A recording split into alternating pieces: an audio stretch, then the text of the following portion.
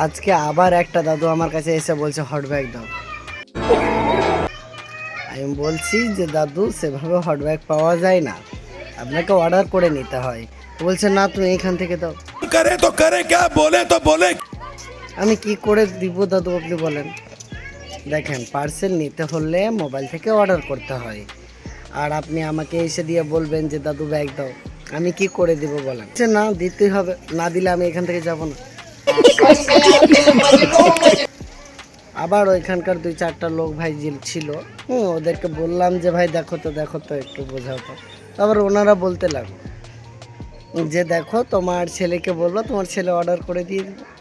বা ওনার পার্সেল নাকি কে একটা বাড়িতে অর্ডার করে, ওনার কথা বললো যে ওনাকে বলবেন উনি অর্ডার করে দিয়ে দেবেন। বলছেন না আমরা অর্ডার করতে জানি না, আমি তোমার কাছ থেকে নেব ব্যাগ ভরা মাল, কেন হট ব্যাগ নেই?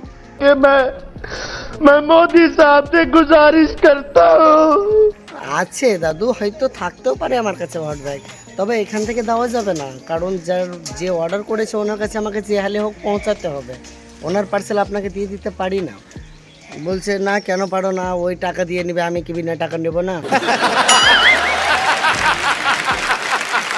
আমিও তো টাকা দিয়ে নেব। আবার ভিডিওতে দেখেন ওইখানে কি বলছেন হট ব্যাগ, আর আমাদের কাছে সেভাবে থাকে না, আপনাকে মোবাইল অর্ডার করতে হয়। হ্যাঁ হ্যাঁ, না এমনি আসে না, বুঝে যাচ্ছে, বুঝতে পারছেন তো? ওই হট ব্যাগ নিয়েই যাবে। তো আবার ওইখানকার লোকজনগুলো বলার পরে কাকুটা একটু হলেও শান্ত হলো। তারপর বললো ঠিক আছে, নেক্সট টাইম থেকে আসলে আবার হট ব্যাগ নিয়ে আসবে। उठा ले रे देवा, उठा ले रे बाबा, मुझे अमीर को नहीं रे, ये दो गरीबों।